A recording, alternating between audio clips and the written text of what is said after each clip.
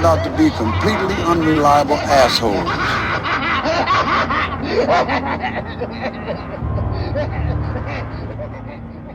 All right, Tim, back in the saddle again. How you doing? How we doing? I never left the saddle, and boy, is my ass sore.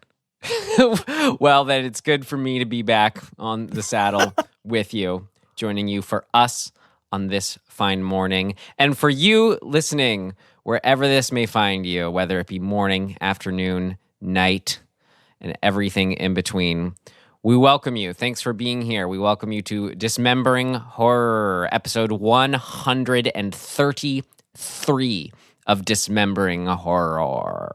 The podcast show where myself, Ryan McDuffie, and myself, Tim Aslin. That's right. We dismember a horror film for you. Every week we talk about what worked for us, what did not work for us, and anything else we found interesting or noteworthy about a horror film. And today we traveled way back to the year 2002 for the film May, written and directed by Lucky McKee. McKee.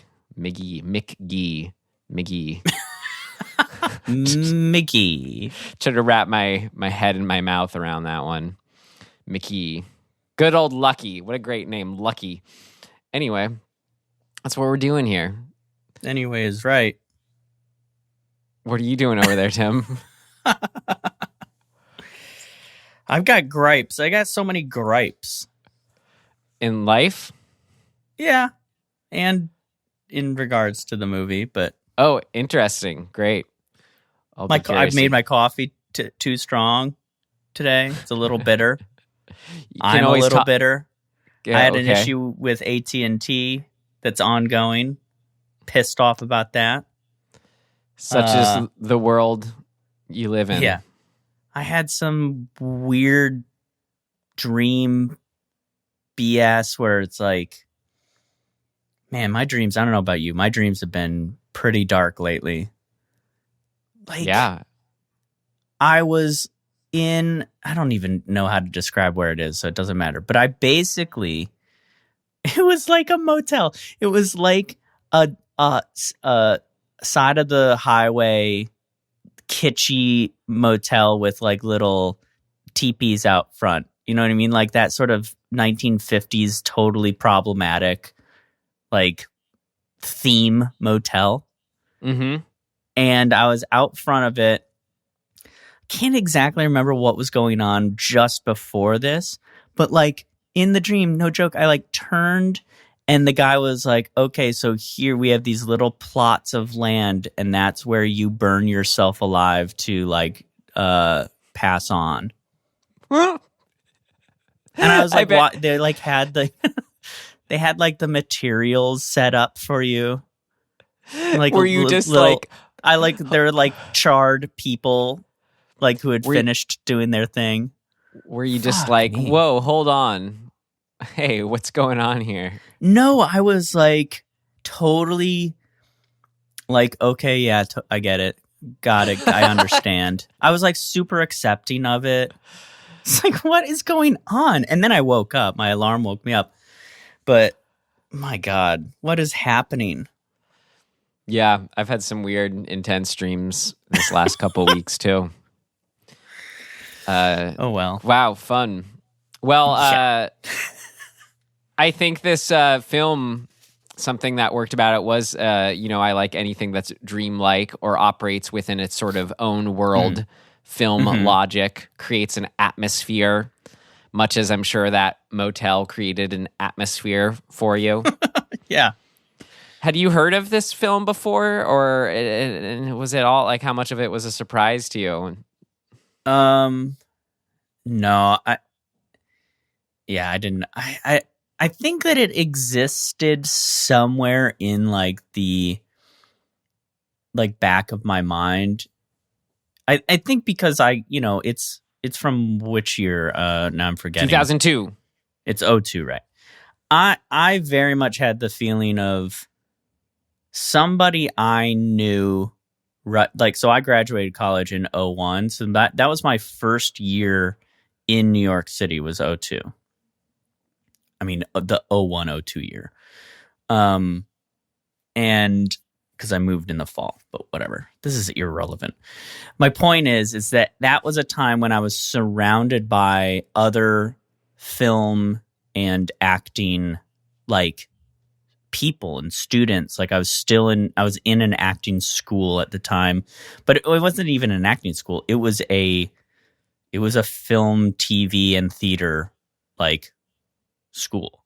So you had everybody there. And I am convinced, actually, that, like, my roommate, who was a guy from that school, was somebody who was like, oh, man, this movie. Because, like, I haven't seen it, but it seems weirdly familiar. And so I think that it was just one, like, it's also stylistically familiar for that era. But it's like, so of its era and the actors and everything. Yeah, it's a great time capsule. But yeah, I had not seen it, but like it seemed strangely familiar. Yeah, definitely like brought me right back to that time and when like that generation was in their early 20s. I mean, it's kind of like this early aughts indie dream team of like, you know, my favorite Jeremy Sisto from what film that we reviewed? Wrong Turn? No, what is he from? Yes, yeah, from he's Wrong from Wrong Turn. Yeah, okay. And then Anna Ferris is just really like I love Anna just Ferris. one of the funniest people alive, I think. Yeah, she's awesome. James Duvall as the punk guy who's, remember, he's that guy in Independence Day who's like, we got to get Dad his medicine or whatever. It's that guy. That's right. I didn't make that connection because he's like an adult in this. Yeah. That's so funny. Yeah. Oh my God. And then our star, Angela Bettis, she was in, let's see, as far, Girl Interrupted, as far as that kind of, you know, indie scene I was talking about or whatever. Great. Well, to really start in earnest here, we watched the trailer. So are you ready for that? Yeah. I can literally hear a truck backing up in the background. Isn't that fun? Isn't living in a city fun? Yeah, it is. Was this film shot in LA? It looked like LA. Yes, it was. Every single shot, I was like, that's that. Oh, that's that. They go to Baller Hardware at one point, which is down the street from me. Like, so. I mean, everything is shot in like the Valley and it looked like neighborhood. East Side to me. Kind of like all. It was very much. There's like the Elysian Park scene. Okay, that's what I thought. It was just like, oh yeah, it looked exactly like it, but I just something. I don't know. It was cool. His house is definitely in Silver Lake. Yeah. Like, yeah. Oh, yeah. Right. Anyway. He's the filmmaker. All right. Well, let's get into it then. Truck or by you or not. So are you ready? Oh, yeah. Great. All right. From 2002, May. You know how when you meet someone and you think you like them, but then the more you talk to them, you see parts you don't like? The boy I saw today is different. I like every part of him, especially his hands. Hello? Don't be mad. You've been my friend my whole life. I need a real friend. So what do you do, May? I work at the animal hospital. When I left for vacation, my dog had 4 legs. Now, she only has 3. You can't sew it back on, can you? I could. Oh, you crazy bitch! Actually, I kind of liked it. Does this stuff freak you out? Nothing freaks me out. Jeez, you're a nasty little thing, aren't you? You don't think I'm weird? Oh, Jesus Christ! Do you feel weird doing this? Oh, God, I'm bleeding. I know. This is weird. You like weird. Not that weird. Wow, the 2000s really transitioned us into the 2010s from the 90s, huh? I mean, that's how it goes, obviously, but it's just interesting movies let you see that. Boy, did they. Do you just look back in not fondness at eras being like, what were we doing? Why are you... What were we doing or what were they doing? What were we all doing? It was a weird time. I mean, that's for sure. Post 9/11, baby. Just a nightmare few years at least, especially for me, you know, I'm sure I've mentioned this on the show, but I moved to New York 6 days. I moved to Queens, so I could see the Manhattan downtown skyline from my back window. And I moved there 6 days before 9/11 and watched the entire thing go down. It was unpleasant, to say the least.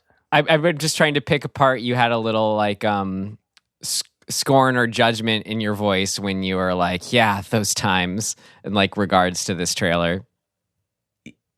Yeah, you know, I think that it was the how can I analyze this? Here's what I think was happening. We were coming, this is true for a lot of people, and I think for the world in a way. The 90s were a pretty like whatever time, right? Like everything was kind of cool. Not for everybody, but like by and large, there were no like super big events. There weren't like in the US in particular, there was not a whole lot going on. And when you come from a white cis male, you know, suburban world, like nothing had happened, right? Like there was no like adversity. We talked about this all in our Scream episode. That's right. And then this thing happened, and like the world turned upside down for those people. And I think a lot of people that was really hard to adjust to. But like, I think this film and that era, like films in this sort of realm, were like what you're saying. They were this weird bridge between what I think the next phase became, which is like this overemphasis on dark and gritty and realism and things like that, and the kind of fun, like what's the word? Well, like the Pierce Brosnan Bonds versus the Daniel Craig Bonds. Yes. And so this sort of lands in between that, or in the transitional phase of that, where it's like, it feels almost like it doesn't belong anywhere. And it's holding on a little bit to the Pierce Brosnan Bond, like some of the things that make that unappealing to me. But it's like, it feels very much like a movie that's trying to figure out where to be. Because it doesn't fit to me in anywhere. I feel like except you answered for this particular like couple years. But you just kind of answered your own question. Like, yeah, it fits exactly as a transitional movie. It's got this like Danny Elfman world building land to it, and then this super, super dark but like honest emotionality, you know, and the themes explored. It's really interesting. It's super messed up. Like if Edward Scissorhands, 10 years before leaned into the fairy tale side more, this was like leaning into what you're saying, the post 9/11. Well, what's funny too, more. There's this personal reality for me, or like a context for me, I guess, because like at the time, like I said, I was in New York, so I had never been to LA when this was made or when this came out. So like if I had seen this then, I probably would have I don't know if I would have enjoyed it more, but it would have been more novel to me. But now, having lived in LA and kind of like, I know the perspective, I think, of the filmmakers and basing it off of people in LA, right? So there's that kind of, it is a very LA movie because of that. It's just sort of imbued into it because that's who those people were. So that has an effect on my take on it, like how it affects me. So maybe I would have liked it before, but in a weird way, it feels similar to don't get me wrong, I'm not saying that they're this like on the same level, but it has a similar sort of vibe as Mulholland Drive. Mulholland Drive just is David Lynch doing his thing, but it's the kind of the same realm and era, and like obviously the it takes place in the same place. Like there's something weird about that era and about LA in particular of that era. And I don't really know what it is. Revealing of the stress point between the outward optimism of like the Anna Faris character and you could say kind of, the pre 9/11 Hollywood films, and then, that tension point between all that and then the dark underbelly. Yeah. And the tensions and the insecurities in this case. I mean, you're younger than me, obviously, but do you remember, like I was 22, 23. I remember this era and like how just like even in the design, like the clothes and the furnishings and stuff, like that was such a thing. Like Anna Faris's character's place having this kind of this 1950s aesthetic, the reds and the whites and the pleather and or vinyl, I guess it would be, couch. And that's such a specific thing. And it's lived. I mean, I remember living through it. It was a weird thing. It's kind of like the outskirts of rockabilly aesthetic in a way. Yes, exactly. And it mixed with grunge. When I moved here in 2004 in LA, it very much was still alive. That thing, like holding on to that thing. It was one of the cool aesthetics. And I feel like that's, exactly the Silver Lake East Side now like holds on to that and just sort of keeps it going in its own way. Quirky artists. It's morphed, into a more mid-century modern thing. Like it's probably morphing into something else now, but the last 10 years, it's very much been that. But so it goes in these weird phases, but yeah, LA's weird. LA has this thing of holding on to eras of the past and like really, this weird nostalgia, especially about the golden age of Hollywood kind of aesthetic. I always feel like it's not enough of that. Like maybe you're just not hanging out with the right people, Ryan. Well, no, like in the literal sense of like destroying old buildings and like it's this weird mix of like we have the heritage sites and stuff like that, but then everything else that's built and new, it feels like so much of it is just these like just weird prefab apartments that have no character or whatever, right. Rather than this is Hollywood. Let's take the spirit of old Hollywood and do something that's new charm versus that's an interesting point because, and I don't know necessarily if that like applies in any way to this movie, but what you're talking about is also this weird tension point in LA. There's a class of human beings here that want what you're saying. They want that nostalgia and to appreciate the history and to like keep it alive and all of that. And then there's essentially corporate real estate that does not care. And as we know, we live in a world where corporate real estate sort of people get their way. So they're always knocking that stuff down. They have absolutely no appreciation or like care for that. That's true, but that's not commentary on the people of LA and what they want.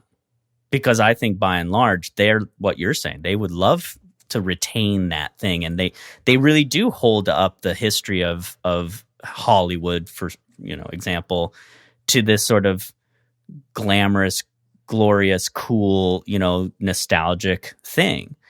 And yet, the powers that be tend to just bulldoze it. So it's like it is this weird. We live in it's a weird city because it's constantly being butted up against those two things.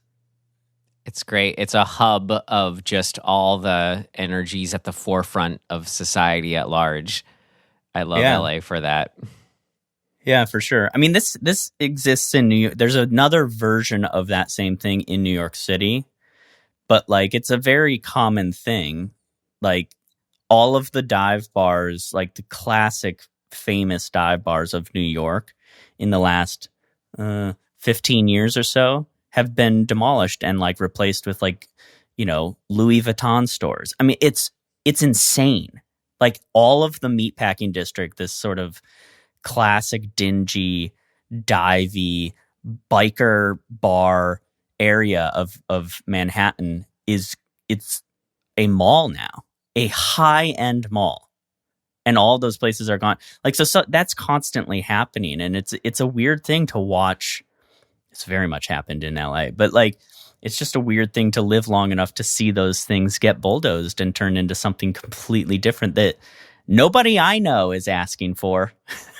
You know what I mean? So, Tim, how would you summarize May? Well, should I rate it first?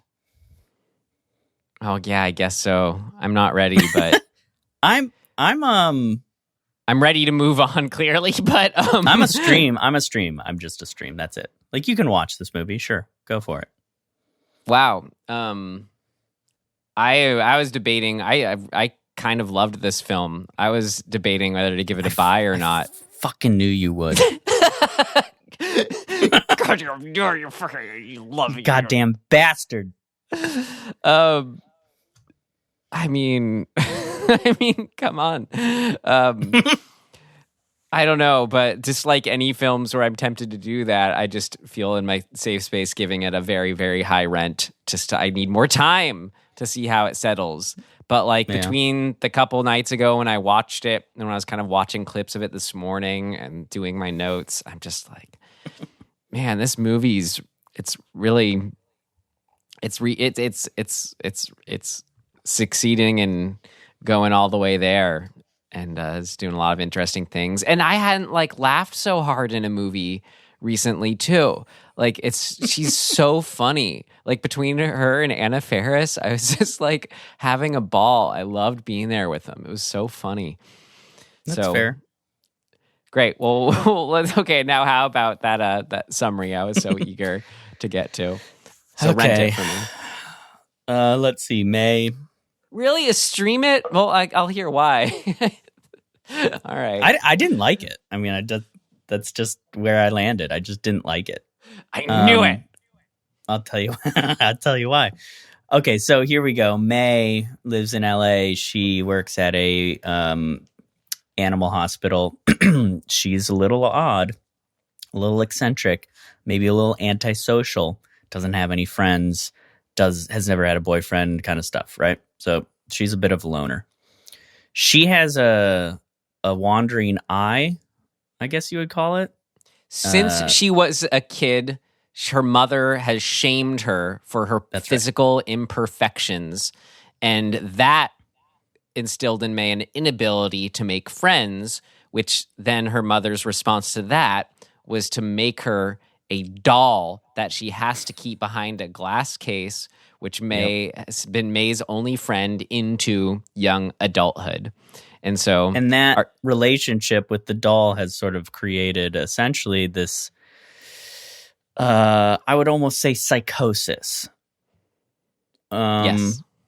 And through her coming out of her insular world and like attempting to engage with other human beings, in particular a guy that she thinks is cool, it kind of puts the thumb on the scale of that psychosis and leads her to seek out making the perfect best friend or maybe partner. Hard to say, but like companion. Companion's the right word. So she ultimately goes on a bit of a killing spree to Frankenstein together, using all of her skills. That perfect companion. The end. Indeed. There's so much more in there. We'll get to it. So you ready to get to it with our first section? Hang on. Let me think about it. Yeah, I'm ready. All right, here we go. What worked? What worked for you? What worked for you? What worked for you? It worked like a charm, Smith. What worked? What worked for you?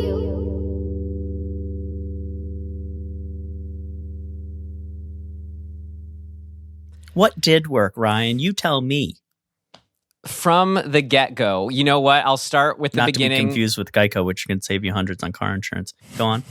The way beginning, starting with it, just did that solid start with some horror and then cut out of it immediately.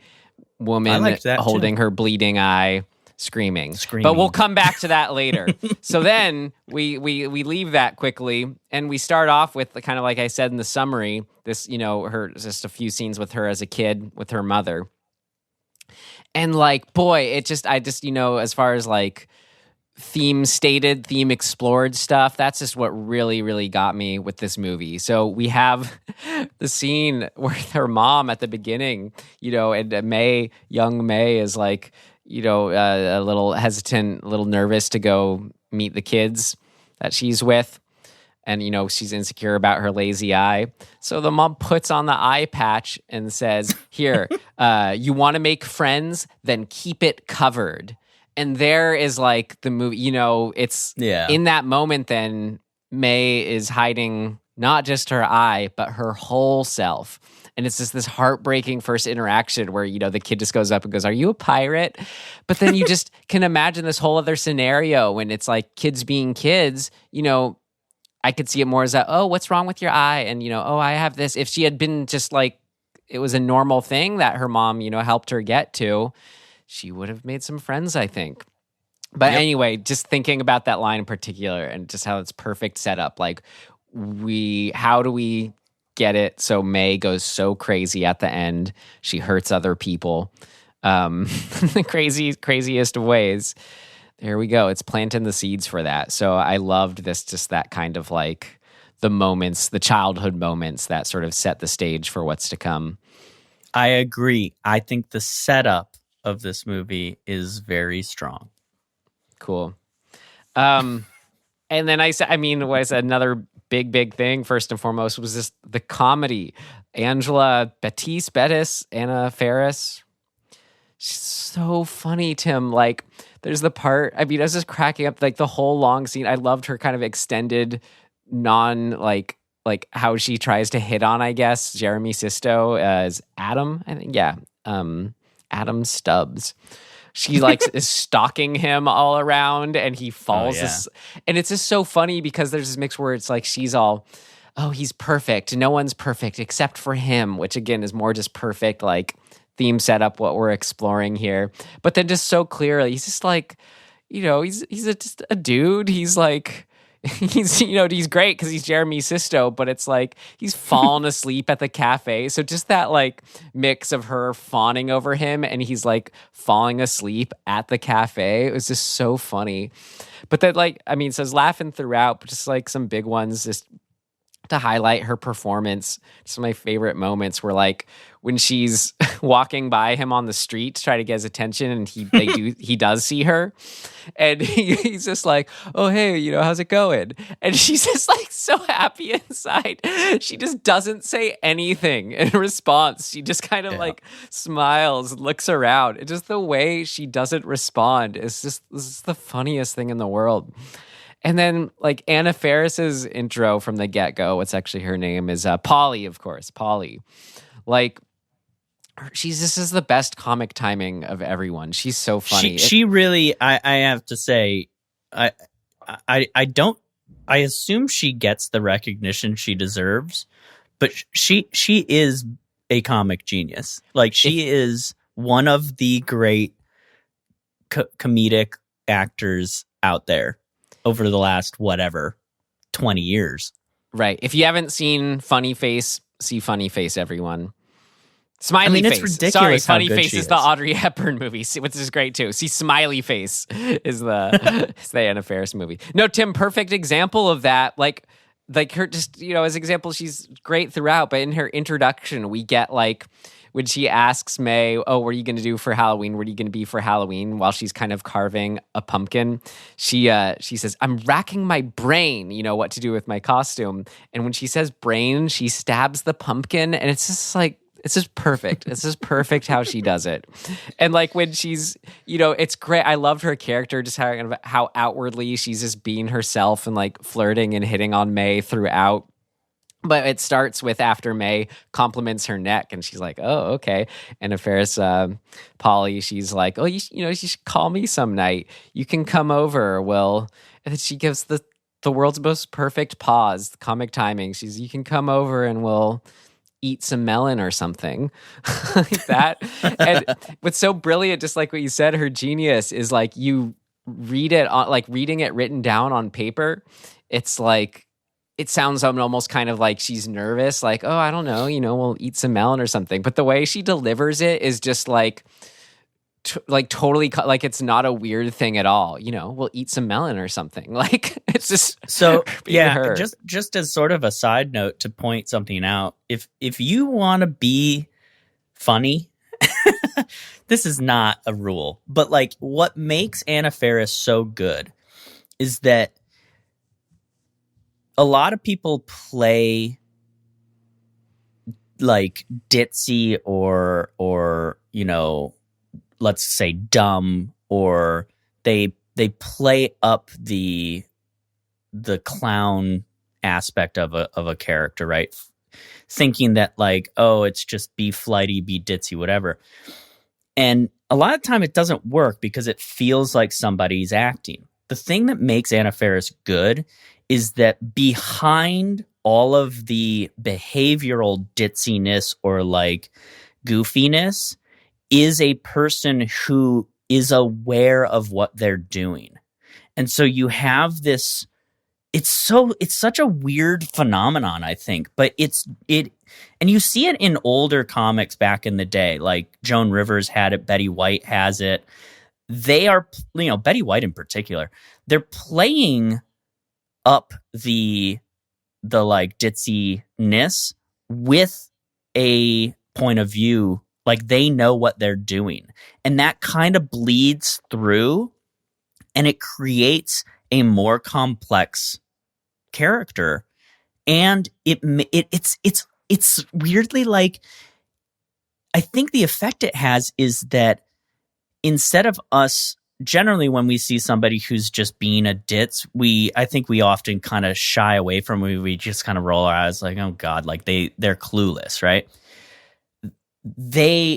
By having this other component of like a point of view or a awareness of what they're doing, it's like they're wrapping us in a blanket and like being like, it's okay, I've got you. And there's that ability to do that, like having that skill really does separate comics, I think, especially women who have to kind of bridge that weird gap that they're being told that being funny is like being ditzy or being like out of it, which is fairly sexist or misogynistic in and of itself.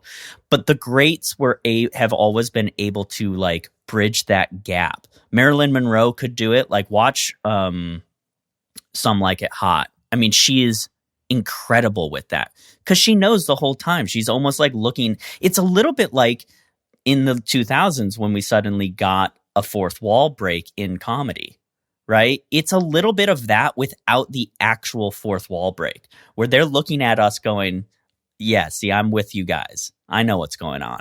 And so I just think it's a really amazing comedic skill to have. And she's got it, and she's always had it. So like, yay, the end.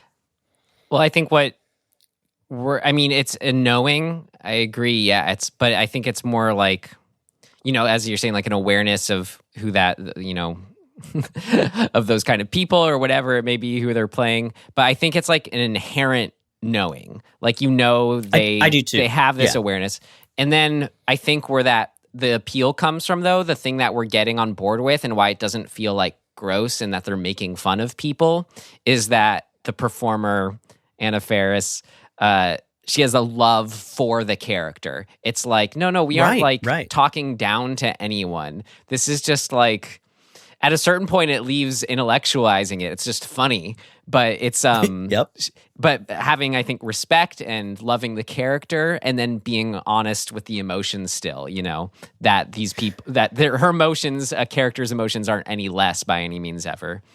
Yeah, and not judging the character. As an actor, not judging the character, and that's really important. Which You're her right, in the love for the character comes through. Yeah, it's great. Her in Observe and Report is so funny. Another great Anna Faris performance. I love.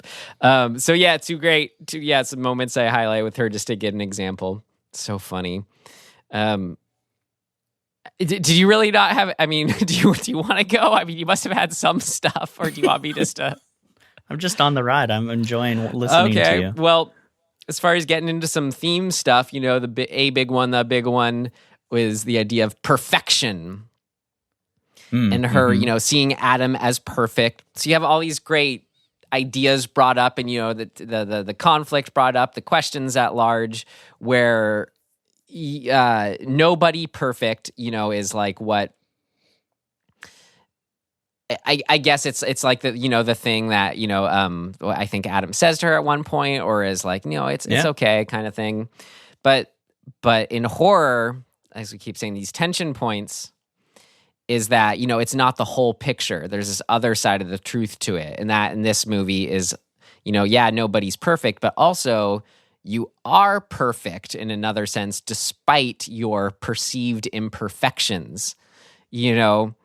And it's just, again, like any kind of these inherent contradictions in reality that, feel like contradictions to our little human selves, I guess, are ripe for exploiting for horror. And I just thought, did that so well. Like Polly's mole, there's that interesting moment where, Polly has this like big old mole on her finger. And of course, May sees it and brings up getting rid of it. And, that like, that really upsets Polly. And then Polly's other girlfriend there, Ambrosia, after they think it's so weird, how May suggested getting rid of it, they kind of, say, oh, what a weirdo about May. But it's like this instantly contradictory moment where, because Anna Faris just said, my grandma always said it's our imperfections that make us special. Yet, then a second later, they're calling someone weird. But then again, that leads to another tension point that's so interesting. Is like that. I just love for this one is, when is something being, that question of always risking being your honest self, yada yada yada, being your authentic self. But what if coming with that at any given moment is something that really, is crossing a line, or really coming from a bad place? There is a scene that really sort of encapsulates that I liked a lot, when she gets invited over to Adam's place. Or no, she invites him over to her place, I believe, to watch his movie. And his movie is this sort of, it looks like a sweet sort of 60s black and white little romancy thing. And then it turns into a cannibal, cannibal lust like scene, which is fun and cool and whatever. But the way she responds to it really shows kind of what you're saying, and the line of disconnect that she has. Like, it's totally cool for her to be weird. I mean, Adam says it. He's like, I like weird. But she is almost taking, she's not just letting herself be. She's trying to manufacture what she thinks he wants. And that's kind of the line. Be yourself, be weird, do your thing, but don't try to then manufacture this idea of weird based on what somebody else said, because then you tip into disingenuous, whatever.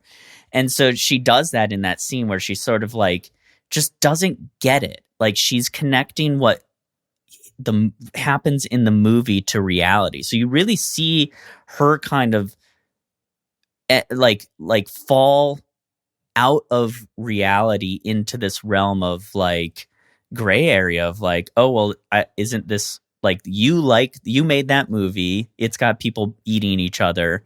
Therefore, and you like things that are weird. So therefore, I should do what you did in the movie in reality because you like weird things and you're weird and I'm weird. So let me bite you. It's but like that wasn't her doing something to like.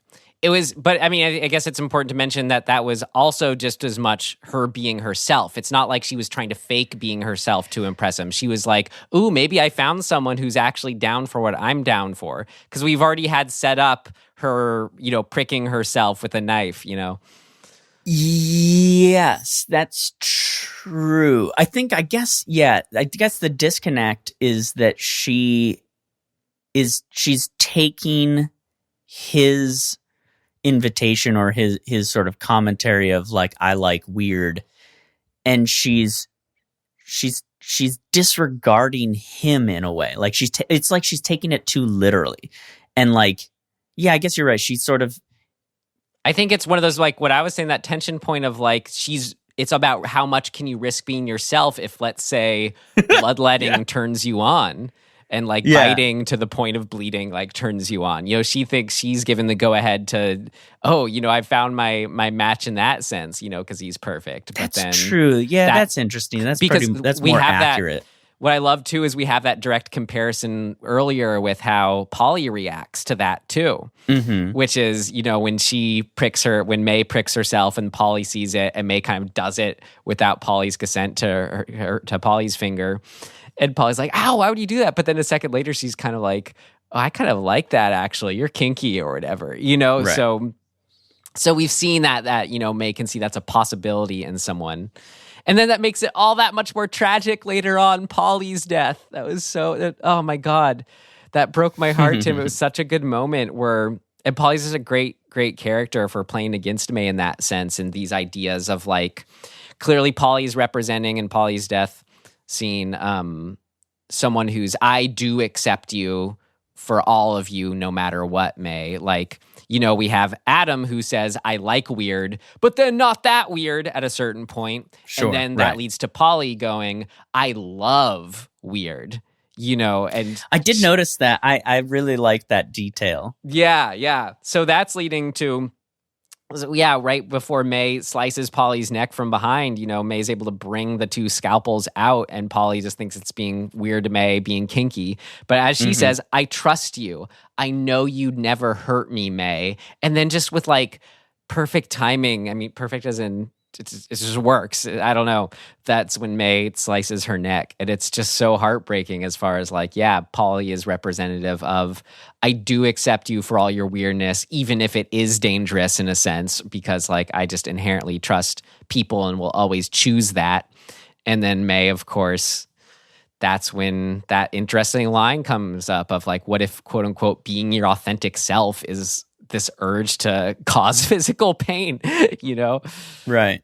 It's thematically, it's a really interesting thing because it's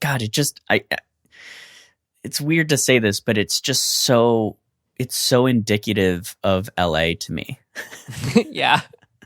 I don't know. I mean, I assume that this exists elsewhere, but like I've lived in LA for 20 years now or 18 years now. So something like that, whatever it is.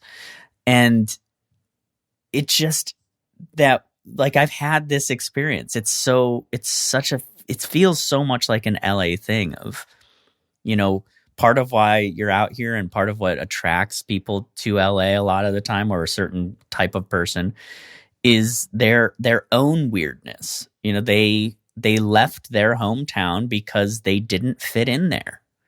And I've heard the analogy. I can't remember where it's from. It's like, I think a comedian like George Carlin or somebody says this, but I don't know if it's him. But it's like, LA is where, somebody shakes the crazy tree, and LA is where all of the crazy whatever branches or leaves or whatever land. And that is there is something to that, not to be reductive and just be like, people are crazy, but the the outsiders and the, you know, the antisocial, like the weirdos often do gravitate out here because they don't belong in their, you know, they don't fit in their hometown. And that, I think that's awesome. But along with that, when you put all of those, you know, unique individuals into a pot, you get a lot of weirdness, like a lot of weirdness. You're just reaffirming why I love LA so much. This is so good. Well, yeah, I mean, I love it too. But along with that comes this jockeying to be safe and like protect yourself and let in you want to let in the crazy, but you want to protect yourself from the too crazy. And this movie, like, that's why it's such, to me, an LA movie. And like, I like that about it. Don't get me wrong, but it maybe hits a little too close to home at times. Maybe that's why I'm like, ugh, I don't know. I mean, you mentioned it, but I got to mention again, Adam's movie was just so, like, it's just so funny. Like, because as soon as he sets up, oh yeah, you know, I'm out of, moved here after film school or whatever, dropped out, whatever he says. And then you're just so curious. Like, I just loved the device of like this guy's movie he made as character reveal, you know? Yeah. It's so good. And as he said, you know, did you living here appreciate relatable. What was on his wall? Like all the decorations he had up. There's one in particular that was it's sort of like an art piece. He like added to a poster of your most favorite woman character from any movie we've watched. Wait, you know me better than I do at this point, Tim. You have to remind me. It's the lead from Opera. When she's got the needles on her. Oh, you mean in my literal rankings that we did? Yes, in your literal ranking. Yeah, so he's got an opera poster, and then he's added, you know, cool little details to it to make it even more artsy and fun. Yeah. I love that detail. Like it says a lot about who he is as a character. Which, again, is as far as like pushing us to a tension point. You know, she goes in and sees his room first and how like kind of goth and creepy and death imbued and you know, weird it is, you know. So we get her sort of trusting herself and risking opening up in this biting to the point of bleeding way that she feels, you know, the urge to do. It's just that great kind of like they're ping-ponging each other who's actually weirder, right? Quote unquote. It's so funny to me because it's just so spot on with my experience or like my extended experience through other people in LA. Like I remember having a conversation with a friend of mine from college, so a guy from the East Coast who had moved out to LA maybe 6 or 7 years after I did. And he had only been here for a year or so and, you know, was single and like trying to date and all of that stuff. But we went out for drinks one night and he was really wound up about this experience he had with a girl. He's like, I just don't get it. Like, she's so awesome and she's so hot and exciting and like the first time we hung out, like we drank, like we got drinks and then like she like pulled me outside and there was a sprinkler and she like made me run through the sprinkler in our clothes and like we made out like in the sprinkler and it was just this crazy, amazing thing. And now like she's being weird and like not talking to me or like she's just like aloof and like sometimes she responds and sometimes she doesn't and it's driving me nuts. And I was like, yeah, man, that's a lot of LA, right? Like now that's hitting close to home. Jeez. Right? You're attracted because you come from a totally different place. You're attracted to the quote unquote, I'm not trying to be disrespectful, the crazy aspects of this person when it's the fun crazy.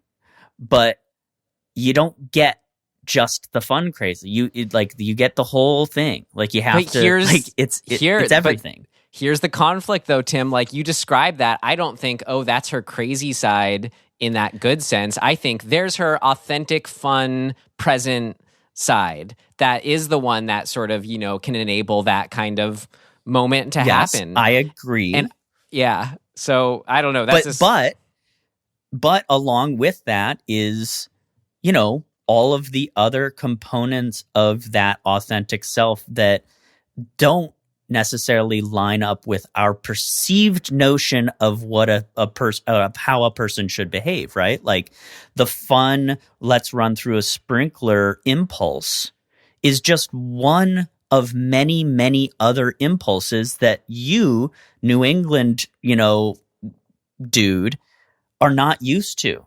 And you gotta take the whole package. You don't get just the fun, let's run through the sprinkler impulses. You get all of the impulses if you want to date somebody who has that in them. That's what that Anna Faris's character represents, is someone who like does accept all those sides of someone. Yeah. And it's great. Again, I just wanted to, mentioned Adam's movie. That was so funny. I loved that as character reveal. Just the other Adam moment I wanted to highlight Jeremy Sisto was when at the end when May kills like his new girlfriend on Halloween, and Jeremy Sisto, his scream is just the best thing ever. It's just this like, whoa, whoa, whoa. I actually, so when good. it happened, I did it. Like I liked it and imitated it because I was like, oh, that's hilarious. It's satisfying. Love that moment. One of the standout, promise of premise, fun and games scenes of the movie. It just, oh God, it was so good.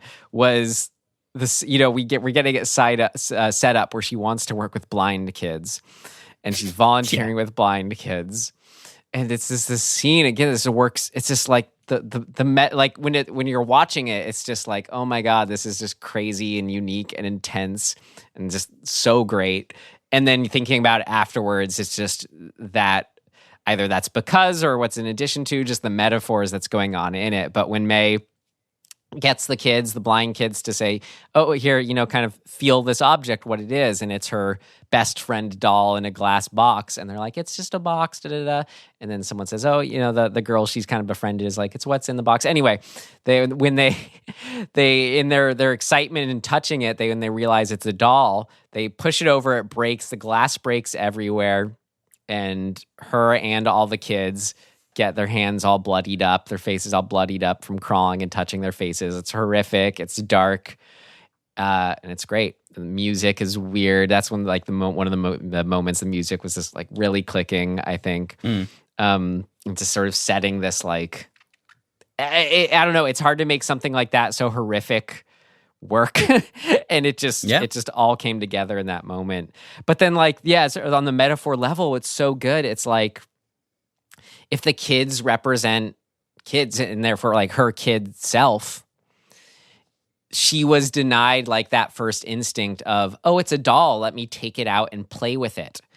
And, just another, it's a great metaphor. That's not just a doll she holds onto. It's a doll behind a glass that's like, has a breaking point. The glass is a breaking point. And her mother saying, again, like, no, you have to leave your child self, your AKA true self, locked away. You can't actually play with it. So to then have the force of kids representing your child self, your true self being that force, literally breaking it away because it is just play with it. It's the right thing to do. Just play with the doll.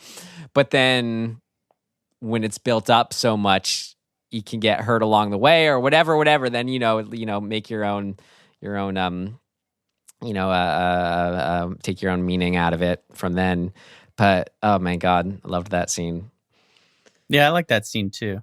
I think, by and large, the things that really overtly work for me are those more overt scenes, right? Like, I didn't love every kill, but like the Anna Faris one in particular, I like a lot. And I really like the whatever his name was, the punk dude, the shirtless punk dude. Like that whole scene, I think, is really strong, and the kill is so good funny and too. Fun. His reaction when he sees the cat in the freezer is just perfect. Where he's like, "No, I'm not going to be your friend." yeah, exactly. And she has that moment where she's like, "Oh, now that you've seen the worst part of me, maybe we can be friends," But Yeah, exactly. I like the ending a lot. To be honest with you, I really like the last 30 minutes of the movie a lot.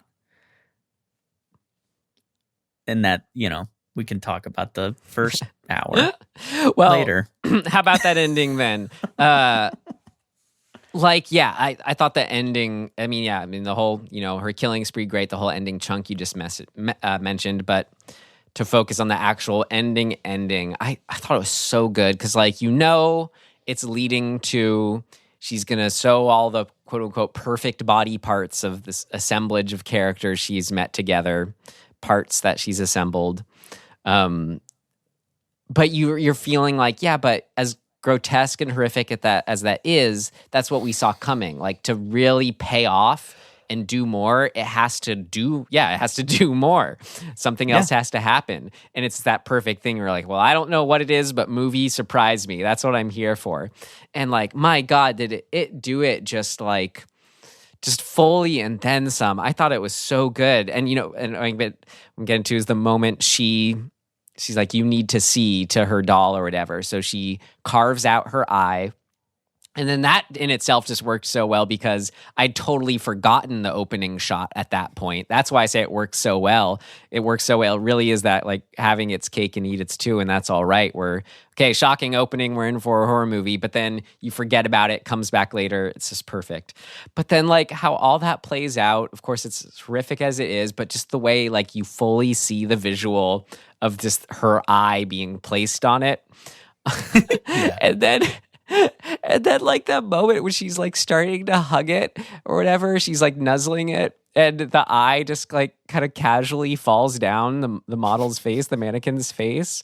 So funny. And that was just the movie in a nutshell for me, and just what worked about it so well was just the way the eye fell down and just kind of fell against her, and she wasn't really aware of it. It was just oh my God, it was so good. And then of course the best moment of the entire movie is the fact that the Frankenstein body comes to life and reaches out to her. That's exactly what I was going to say. And then I was like, oh shit. Well, okay. I'm on board. That's exactly where I was going, Tim. That was, the eye was enough for me at that point. But then having the mannequin's hand reach out and touch her, that's everything. That was so good. And trying to think about it afterwards, just picking apart why it worked so well after just feeling it in the moment that it was so perfect. It's it's proof of the fallacy of her mom's words being when the mom says at the beginning, oh, if you don't have a friend, you can always make one. And that's why she gives her the doll. So it just sort of says obviously it's not actually, caressing her face and giving her affection. She's now being forced to Are you sure, Ryan? Well, you could think of it in the sense that she's moving it off screen, which works just as well. So no, I didn't think it actually went into magic realism. Sorry, Tim. I want to firmly believe that magically her creation through her sacrifice, her creation was imbued with animation and you know what? Hey, that works too. If you want to read it that way.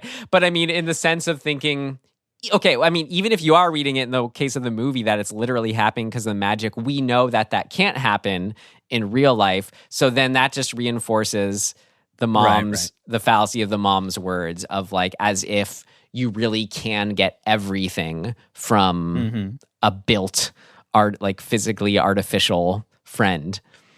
Yeah, it is the tragedy of her character. Yeah, even when she's gone, when she's finally succeeded in creating the friend that can give her physical affection, caress her face how she wants it, accept her for who she is, it just ain't it. I'm with you. Yeah. I'm with you. And then, I clearly loved the rest of it too. The first hour that I guess you didn't because they were just all so funny. Anytime she was on screen, which she is the whole movie, it was just a great performance. Well, I guess it's Now, time for It's your time. portion of the show, Tim.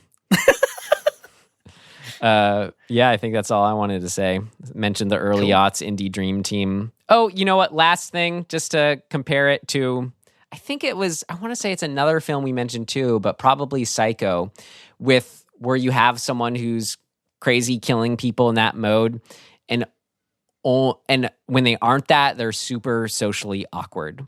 And you just, when you see that clear distinction between like what you could call their awkward self and their confident, maybe self-actualized self in a certain sense of the phrase, where, you know, when she's carrying, it's so clear, like at the end when she's, you know, when she's hatching her plan to make her doll and head out and kill her friends, she's making eye contact for the first time. She's speaking confidently. She knows exactly what she's doing. And it's just like, again, like the tragedy of like, if only she was able to do, you know, embrace her weird sides enough to just be that the whole time, she'd be making friends.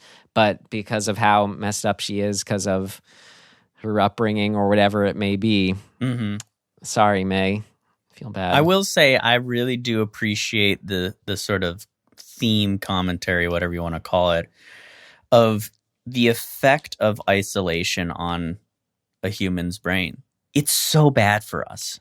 I mean, and we're living through a time that's forcing isolation to a certain degree. And it's like, we just know, like, it's so obvious how unhealthy it is to not interact with other people. Yeah, I like, and like you can see it on a very very intense level, right? With like, if you imprison somebody and you put them into isolation, like it really destroys our brains. Like, we are so not built for that, and so much more built for socially interacting. Even if you don't love it, we are built for that. And then, I mean, she says at some point, or you know, when she says about the blind girl who kind of stays with herself, you know, and the teacher goes, oh, you know, she likes to be left alone. And May goes, nobody wants to be totally left alone or whatever. Yeah. The top review on Letterboxd for this movie starts, this movie understands loneliness a lot better than most. Yeah. I like that. Great. Cool. Well, let's see what kept it from at least a rent for you, Tim, in our next section. What did not work? It's not ready yet. Seems to work okay. No, something important's missing. What did not work?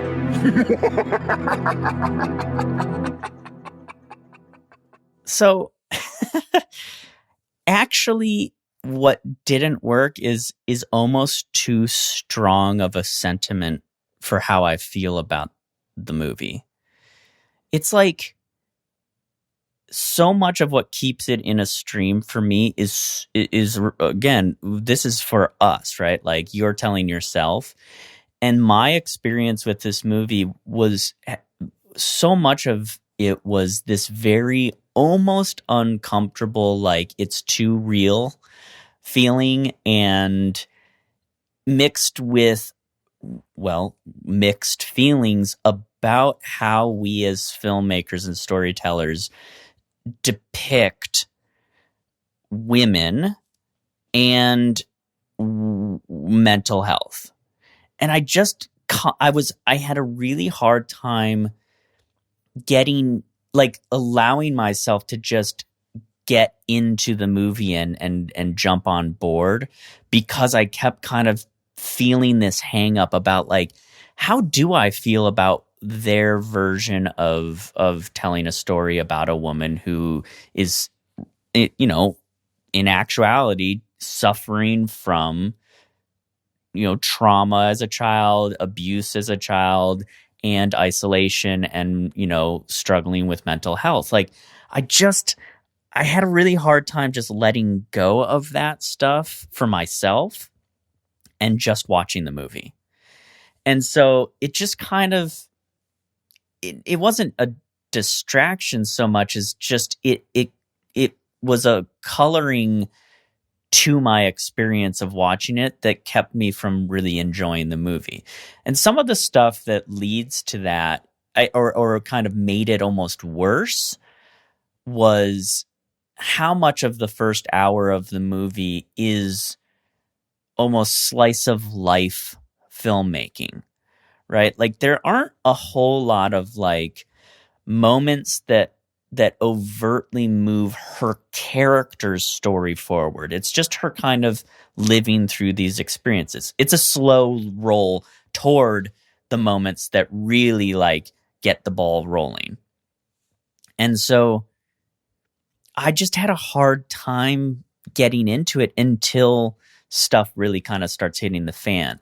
And I think from a personal taste point of view, what I would have liked is sort of sprinkling the events of the last 30 minutes into the second act of the film. So the third act is sort of, I think the moment of her killing the cat is kind of like now the boulder has or the snowball has gotten big enough for it to really start to accelerate down the mountain. And I think that if there had been little, like if that event or even the suggestion of that event had happened closer to the midpoint or even the early second act, I think it would have kept me in knowing, having a sense of where we're going better and made me not feel like I was floating in a dream. Now, having said that, if that's what the filmmakers wanted you to feel like you're floating in a dream, then they were successful. You know what I mean? So it's so much a kind of a taste thing for me, and my experience of watching the film that kept me kind of like out of it. It's so interesting because like how you describe how it was making you feel makes me go, oh, so that's exactly what you'd want from a horror movie, right? I know. So is it the fact that it was a horror comedy that maybe, and like you just weren't comfortable with all that when the first, hour is more comedy realm, I guess? Yeah, maybe actually, because now I think about it.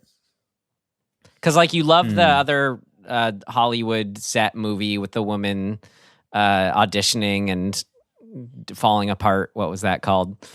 Oh, yeah. That was called Starry Eyes. Yeah. Yeah. I think it's something to do with how May's characterization, like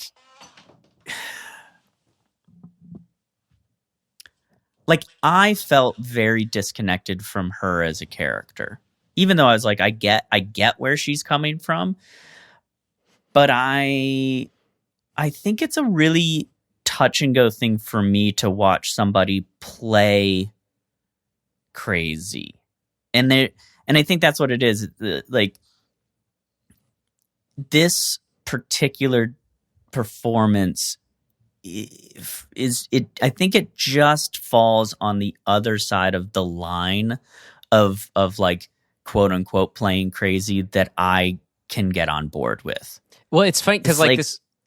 Almost a caricature. I mean, it is a caricature. Let's be honest.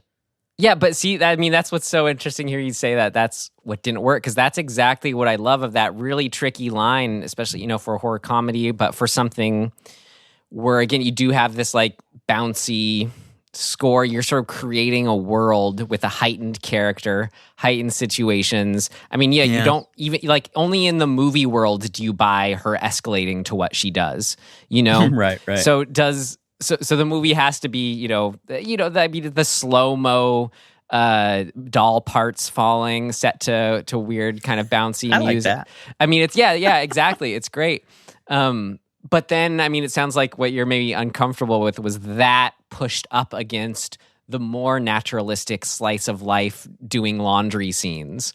But yes. I thought that in a horror sense was just like I was getting the best of both worlds. It was such an interesting combination. I just loved so much that it got me to like really get invested in the characters as if they were real people I could get invested in, yet also at the same time, they were heightened, movie characters in a way. This is really, really interesting. And I don't know, I wouldn't want it how you described of the horror stuff to come any sooner, because then it's just kind of like, okay, it's just kind of a slasher movie, which it is in the end, but how it subverts that, it sort of really saves it for the end and makes it about the build, puts it just enough in the more realistic side of the two sides I'm talking about here to just build that suspense and really get invested in the characters for who and what they are. Yeah, it's a weird, I don't really know what to put my finger on that keeps me out of it. It does. I think it has something to do with her performance, like that line. And again, I think it is kind of a taste thing, but it's like her the aspect of her character that has this sort of deer in headlights component, I guess, I think is part of what keeps me disconnected from her. I want to, like, the moments when she actually gets angry at the doll, that I'm way more in with her character in those moments, because it is a genuine sort of like expression. It feels like a real expression of her actual self. And then all these other things are an act. And I know that's the point in a lot of ways of the character. But I don't know. It's like there are, like, it's missing something in like some moment of acknowledgement or something. I feel is like missing for me. Maybe knowing you too, tell me how this feels, is that like kind of like what I already said, to have it be so upfront loaded with comedy. Well, like I was just loving her performance. She was cracking me up. I was just constantly just entertained in every sense of the word by her performance. That on some level, that was like undermining like these really tricky themes, because like this guy, this filmmaker, I'd only seen his other film, The Woman, and that gets into like some really, really tricky territory. I remember not really liking that movie and loving this one clearly, but he's definitely someone who, like, emphasis on dark and dark comedy.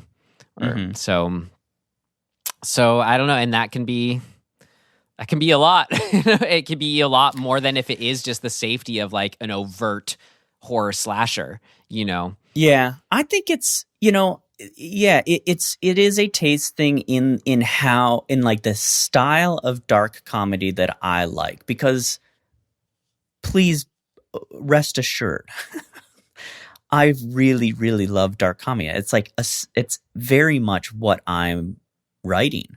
Like, even though I'm writing horror, like everything is sort of, imbued with a absurd comedic sort of like almost tragically comedic tone. And I think that maybe this movie lived in an era where that the version of dark comic horror that they're doing just isn't palatable to me now. Well, it's absurd, it's but weird. not. It's absurd, but not as far as when how you just said it and what may like. Like this is so just. It's rooted in something really. It stays on the heavier side, the more like difficult side. I think it doesn't have the kind of. It's not absurd enough to quite alleviate it all. Like as absurd as the talking doll stuff is, and the how it escalates or what it escalates to. There's still this like, it's not like nihilistic, which I don't usually like. It's just really dark. I think the level it kind of mostly stays in, and to have a slice of life approach to so much of it, it just kind of. Yeah, it doesn't alleviate any of that. Yeah. Yeah, and I don't want to go in circles because I really don't have a answer. Like I'm not able to really hone in on it.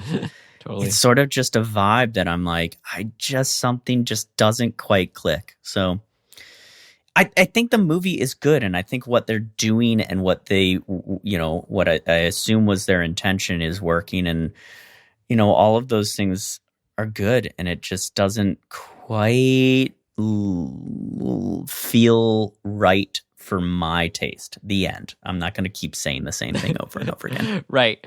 For Tim's taste, you can rent The Thing from Another World, Piercing, Babysitter. Piercing. Hell yeah. Oh, no, wait. No, this is me. Hold on. You said, no, you rent Thing from Another World, rent Piercing, rent Trouble Every Day, indeed. As dark as that was. That one, it was clear in that it was dark. Like, you could say that is even like way more dark, Trouble Every Day.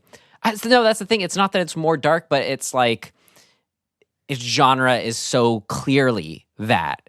By almost being more overtly dark, there's like a safety to this is what we're doing here.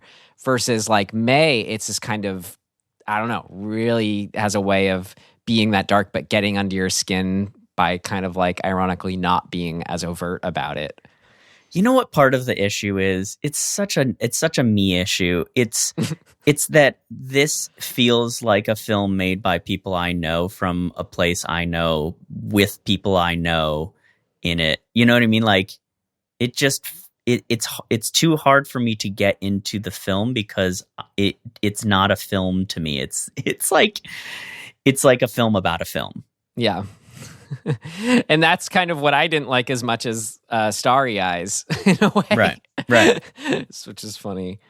Maybe that's our little bit of an age difference there is like I related more to like the people in Starry Eyes, so it was weirder for me. And maybe you're a little closer to like the Gen X age. So like that these characters, I don't know. Yeah, I'm that weird little, I'm in between Gen X and millennials.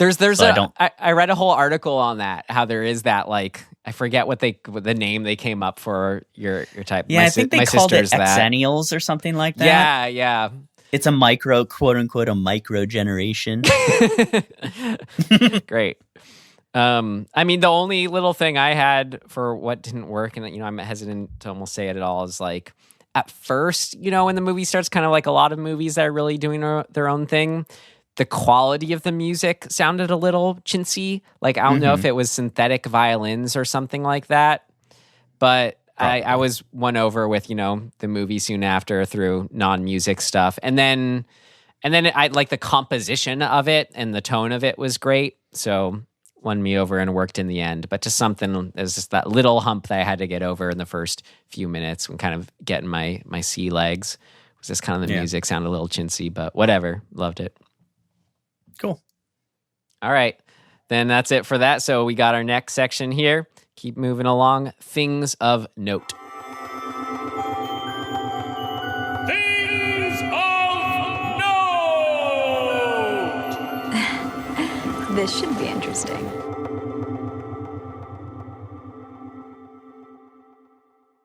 I have a thing of note. When the credits rolled, I just happened to be looking at them and saw none other than Rian Johnson, famed director, was one of the 3 editors on this movie.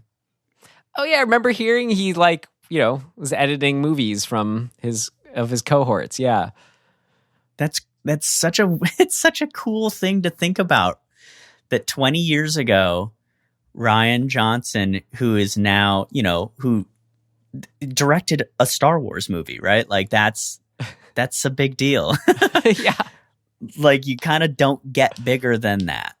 Even though, like, whatever, let's not go down the rabbit hole of what people thought of his particular Star Wars movie, but whatever. He got a Star Wars movie. Yeah. And so the jury's out for me still. I've watched it like 5 times, but maybe that means I like it. Yeah, but that's more than I've watched it, and I do love it. Like, But that factoid is so, I just love that so much. I mean, it's like, it's just so cool to me that this dude was doing, he came here, was editing indie features, and now he's one of the biggest directors around. Yeah. That's cool. Great. I don't have much, but just I love when we have movies from before he passed away. It's always fun to see if Roger Ebert did a review on the film. So just just to read his last paragraph here, just to see what he thought, is always fun. There are so many bad horror movies. A good one is incredibly hard to make. It has to feel a fundamental sympathy for its monster, as movies as different as Frankenstein, Carrie, and The Silence of the Lambs did. It has to see that they suffer too. The crimes of too many horror monsters seem to be for their own entertainment or ours. In the best horror movies, the crimes are inescapable, and the monsters are driven toward them by the merciless urgency of their natures. Their natures. Wow. Honest selves. Authentic selves. Cool. Merciless urgency. That's what drives her in this. Yeah. It's cool. I guess the other thing of note, it's not really a thing of note, or it is, I don't know. Just the fun of the setting and like being like, whoa, that's our neighborhood. I love that stuff.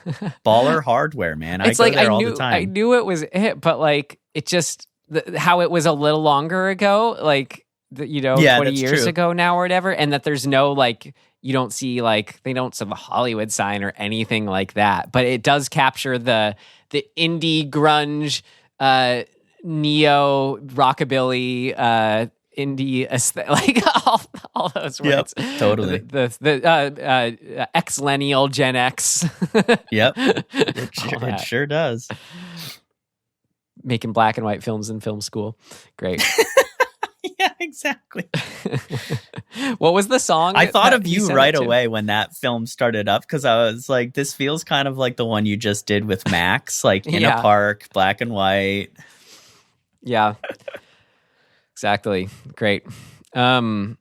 Well, if that's it for May, then let's wrap a bow on Miss May here and see if we have, which I'm sure we do, some RecommenDEADtions to wind down. Oh, God. Does that mean I should go? Yeah. Great.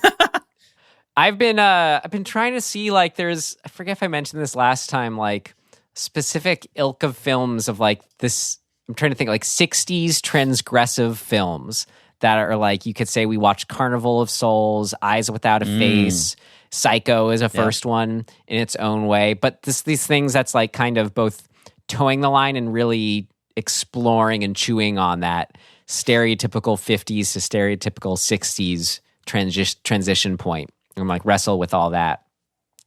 So I'd always heard of this movie directed by John Frankenheimer. I finally watched it from 1966, starring Rock Hudson. Seconds. Have you seen Seconds? I don't think so. Tim, it's so cool. I also watched amongst this Repulsion, which is another example. But baby. Seconds is the one I want to recommend, just because like it's so cool. It's kind of like it's almost got the feel of like an extended Twilight Zone episode in a lot of ways. But cool. But a little closer to late 60s, so it does a little more. But it's all about like this older guy who gets kind of against his will signed up for this surgery to make him look about 20 years younger into like a sort of late 50s, maybe something 50s Rock Hudson. And and it's like you have this whole like the organization has this weird interesting feel to it. And it's got some really like horrifying moments in it when we sort of, are getting more, seeing how deep this organization goes, and just it gets some really, really interesting things. And then the filmmaking on top of that's really cool. It's like the earliest example I've seen ever of the like body cam Requiem for a Dream thing. And a lot interesting stuff like that going on, black and white, and it's got this crazy standout scene where it's like, he's someone, since he's older, actually goes to maybe we should just We should just review this movie. It'd be so much fun to do an episode on it. Yeah. Thriller, science fiction. I don't know. We could call it horror. I thought it was pretty scary moments, but whatever. Rather than explaining the scene I was about to, you should just see it. Seconds. Okay. Yeah, it looks familiar, but I haven't seen it. I think I've just come across people saying it's good. I'd like to watch more Frankenheimer movies. I don't think I've seen very many. Birdman from Alcatraz, Manchurian Candidate. I've seen those. The Train is good. So I've seen some of the older stuff. Ooh, we should review Prophecy. Oh God, I haven't seen that in forever. Wow. Yeah, that'd be cool. I'd like to rewatch that. Oh yeah, he did The French Connection 2, but not The French Connection 1. Interesting. What's your recommendation? So my recommendation is a movie I just watched it's on Prime, I believe. It's called The Silencing. And it's kind of it's cool. It's in this realm of movie that I like a lot. They're not always great, right? There's a lot of them out there, but it's a little bit of a whodunit. I mean, it's very much a whodunit. But it's kind of got this vengeance, revenge like tone to it. But it's got a couple really good unexpected twists. They just they break the standard structure of those movies by like having a couple things and a couple characters do like hard left turns that like normally you wouldn't see. So I appreciate it for that. The performances are all pretty good. It's got that guy Nicola. I can never remember his full name. He was a guy in Game of Thrones.